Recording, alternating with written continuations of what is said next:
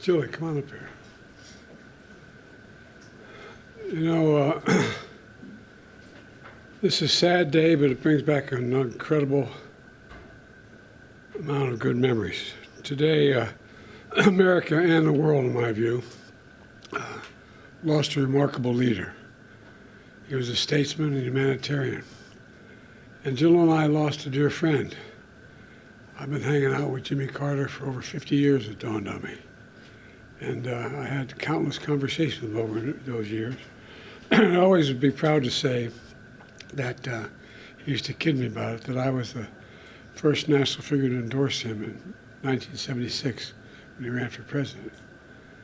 There was an overwhelming reason for it, his character.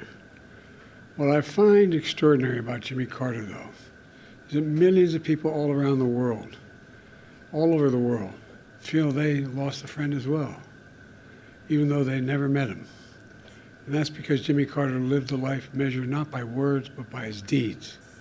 Just look at his life's work. He worked to eradicate disease, not just at home, but around the world. He forged peace, advanced civil rights, human rights, promoted free and fair elections around the world. He built housing and for the homeless with his own hands.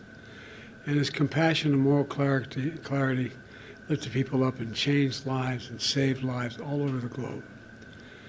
Jimmy Carter was just as courageous in his battle against cancer as he was in everything in his life. Cancer was a common bond between our two families, as with many other families. And our son Bo died. When he died, Jimmy and Rosalind were there to help us heal. Jimmy knew the ravage of the disease too well. He lost his father, his brother, his sisters to this terrible disease. So when Jimmy was diagnosed, we did our best to comfort him. We met with him down in Plains. We met with him. And anyway, we talked and shared our beliefs that as a nation, we have the talent. We have the talent and the resources to one day end cancer as we know it if we make the investments. He believed that like I do. I'll always cherish having seen Jimmy and Rosalind Carter together. Theirs was a love affair of the ages. While we'll miss them both dearly, I do take some solace, and our kids were saying it, that they're united once again. We're going to remain forever in our hearts, but they're together again. The entire Carter family, on behalf of the world, the whole nation, we send our whole heartfelt sympathies and gratitude.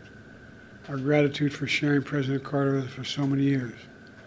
You know, Jimmy Carter stands as a model of what it means to live a life of meaning and purpose, a life of principle, faith, and humility.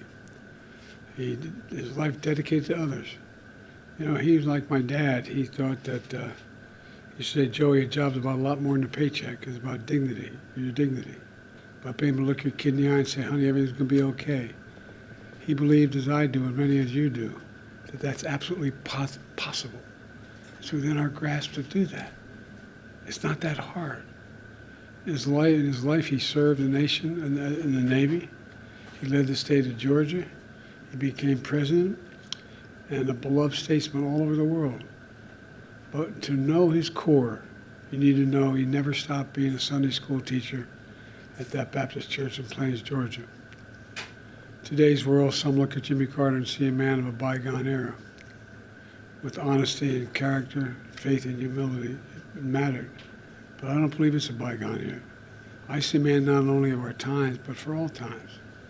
Someone who embodied the most fundamental human values we can never let slip away. Although sometimes it seems like it is. We may never see his like again. We'd all do well to try to be a little more like Jimmy Carter. You know, my mom, you've heard me say this before, used to say, bravery lives in every heart, and someday it'll be summoned. Every time it was summoned, he stepped up. Every time, politically, personally, morally. And, you know, everything. The one thing I admired most about him, he thought and believed, and he really did believe this, and I do as well, that everybody deserves an even shot. No guarantees, just a shot. Everybody deserves a shot. And, you know, he gave an awful lot of people a chance. So, as I said, I was an admirer. I considered myself a friend. Kept in touch with him, and his son, I was going to tell you a story his son told me, but that'd be inappropriate. Maybe he'll tell you, but I think he's happy. I think he's happy with Roseland.